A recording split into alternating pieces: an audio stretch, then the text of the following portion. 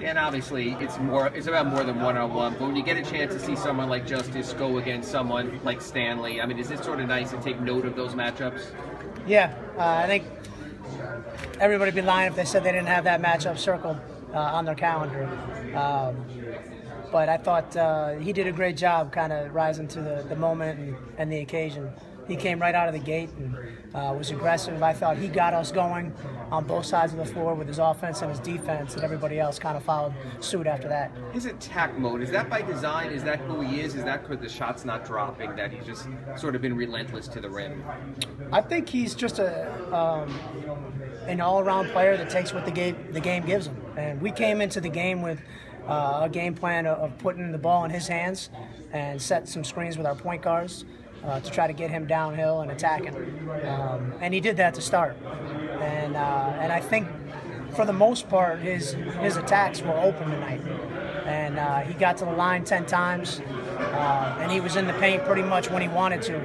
And then I thought, he had some opportunities for some shots as well, but he was in attack mode for the majority of the game. Dan, what is Napier's injury? He's still just recovering from the surgery. One of the players said he maybe tweaked his knee last week in practices. To be honest with you, I know the trainers have the diagnosis on him right now.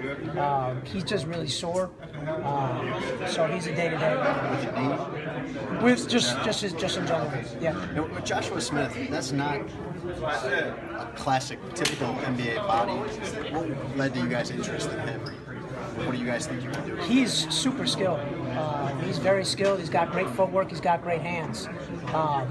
So he does bring a talent in the half court. And he's actually a tremendous playmaker as well. Coming from that system in college, we knew he could come in and impact our offense, and defensively we've been impressed with him. He gets up and down the floor for a big center. He gets up and down the floor well, and he actually moves pretty well defensively with the pick and roll coverages. How much weight do you guys think he'd need to lose to have a chance? I mean, without putting a number on it, I think he could definitely drop. And that's what we pride ourselves on with the Heat. We get people in, we get them with our strength and conditioning coaches, and try to get them in the best shape that they can be in to reach their potential.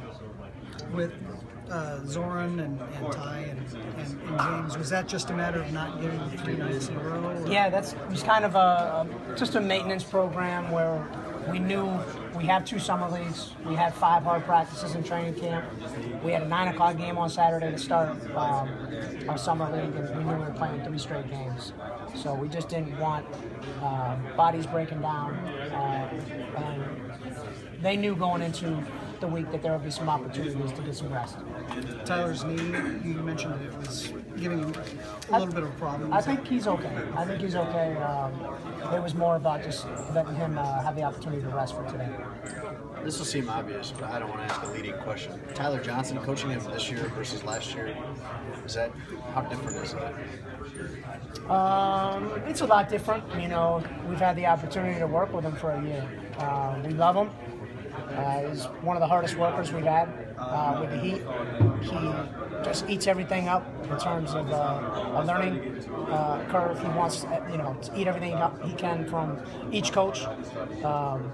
But more than anything, he's now a combo guard. We didn't really play him until we got to Vegas last summer. We didn't really see him at the point. And now with Shabazz being injured, he's our starting point guard. So that's been a great opportunity for him. And that's probably the biggest difference between this summer and last summer. And that's part of the big picture plan, too, for the regular team, I think. Yep. He's a combo guard for us, so he's going to be doing a little bit of both. But getting these repetitions at point guard, particularly with this team, is just a great experience for him. All right, guys. Richardson had some foul trouble, but what did he show today? What's that? Richardson, he had some foul trouble. What did he show to you today? He showed me just defensively. He took the challenge. He was up. I thought he got some tough calls, but that was the challenge I gave him, to be up, to really pressure the guards, make them uncomfortable. He picked up a couple cheap ones when he was picking up his full court pressure.